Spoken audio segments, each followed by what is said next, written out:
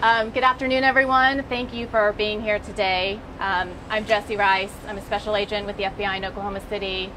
I just wanted to talk to you briefly about the incident that occurred here last night, and I will take your questions at the end. So, approximately 10:30, last night, an explosion occurred here at the Air Force Recruitment Center in Bixby, Oklahoma. Bixby police were incredible in immediately responding and locking down the scene for us. Shortly thereafter, Tulsa Police Bomb Squad arrived, along with FBI special agents and bomb techs. They arrived to clear the scene and ensure that there were no other devices in the area. After the scene was cleared, our FBI evidence response team arrived on scene.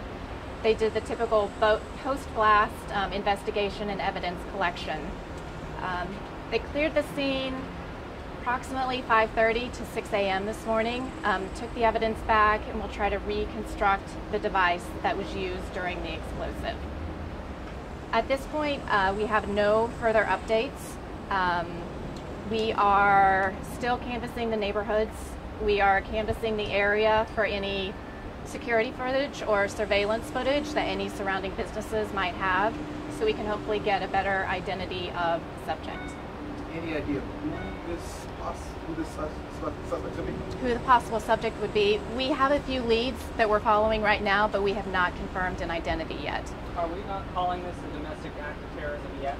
Correct. We are not calling it domestic act of terrorism. The reason for that is because we have not confirmed a subject. We also don't know the motive behind it. So at this point, we don't know if it was a disgruntled employee, an act of domestic terrorism, just someone playing games. So we're treating it as strictly a criminal investigation with an explosive device. We feel like this is the target, though, this place right here. Yes, this place right here we do believe was the target, which is a federal facility and obviously the Air Force recruiting station. Were there any threats or any kind of warning, anything ahead of time that would let anybody have concerns? No warnings ahead of time, no. The fact that this happened at night when many of these places were not open, not a lot of people around, what does that tell the FBI in their investigation? Well, one, it's a little bit comforting. They didn't want to kill anybody, obviously. They would have done it in broad daylight if that were the case. So from that standpoint, it's a positive. The reason they did it at night probably shows that they wanted to hide, didn't want to be out in public with this incident. Do these things tend to be more often personal than political? Is there any kind of trend or sort of basic bombing case that takes place? At this point, since we don't have a true identity or true motive of the subject, it's really difficult to say. So I wouldn't say that there's a particular trend, though. No. And another incident that happened this past weekend. You guys are aware of that. Any idea yet if it's linked to this, the reserve office over there? To the vandalism incident? Yeah, correct. So we did hear from Tulsa Police there was a vandalism incident at the Air Force National Guard recruiting station. We are looking into whether or not these events are connected right now. Can you tell us more about the explosive device? Is it a pipe bomb? That's what I've been hearing, but it's something else. We believe right now it is a pipe bomb. Yes. What's the reason for them reconstructing the bomb? About the reason you can learn a lot by the construction of the bomb, potentially get any fingerprints or anything off of the bomb just to better lead to the identity of a subject. Has the staff of the recruiting station been of help in terms of helping with suspects' potential issues? Yeah, we've talked to everyone at the recruiting station. They've all given us good leads to go off of, so we are following a lot of those that they did provide. Can you talk about more like the damage that was done here? How much was it extensive? It was fairly extensive. I don't know the actual monetary value, but I know our evidence response teams were out here for a good 5 or 6 hours going through the debris. I believe they have this entire parking lot blocked off. Was there anyone inside at the time of this incident? No, there was no one inside. So luckily the building was closed. There were vehicles in the parking lot, but there were no one in the vehicles. Okay. So there were some vehicles damaged. I've seen some reports, and I guess another outlet saying there was somebody here that was working, but not with the Air Force, but they were not injured. So that's not exactly. Okay, no one was on the thing. What have witnesses described to investigators so far? Did they see anything? Obviously they heard something. Right, they heard that. I don't know the specifics of what the agents have been finding out during their interviews. And we heard something about a motorcycle scene leaving the Yeah, we did too. So there were a lot of reports of a motorcycle leaving the area. Again, that's one of the eyewitnesses reported. So another one of the leads that we are following up on.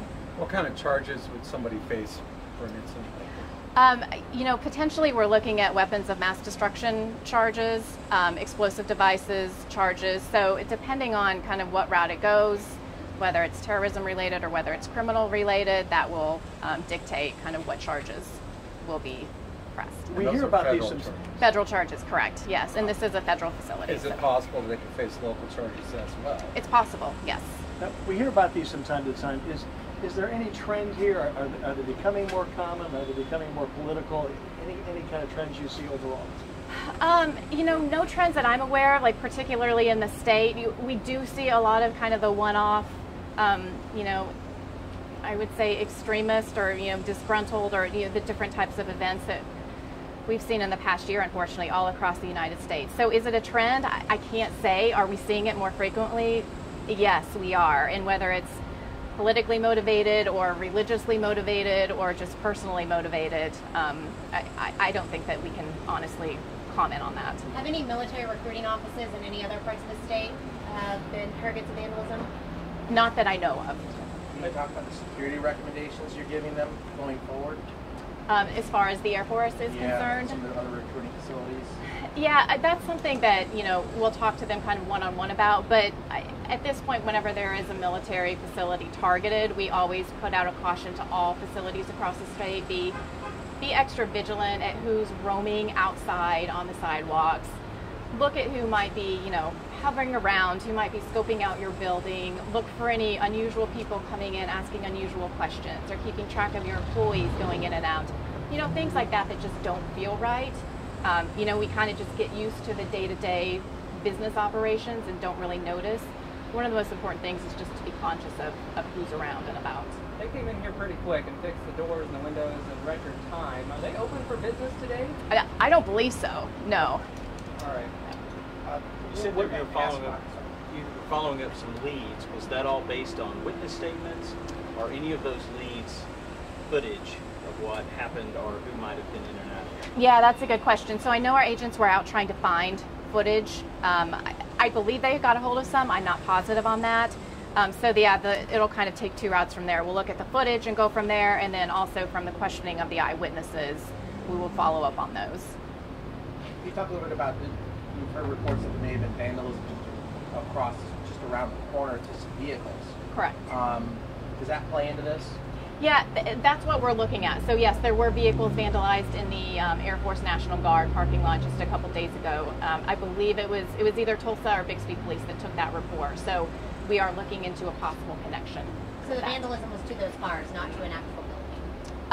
It was the cars in the parking lot of that facility. Air Force National Guard? Air Force National Guard. How will you determine if this suspect, once he's caught or she's caught, will face just regular criminal charges or terrorism charges? That'll be up to our U.S. Attorney's Office on what charges they will prosecute. Is the ATF considering this domestic terrorism at all?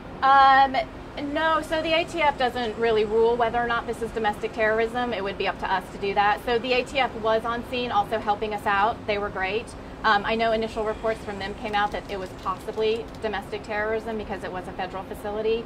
But again, that's for us to make that call, and we have not determined that yet. Are you the ones who have primary jurisdiction over this now? Yes, that is correct. What do the feds consider domestic terrorism?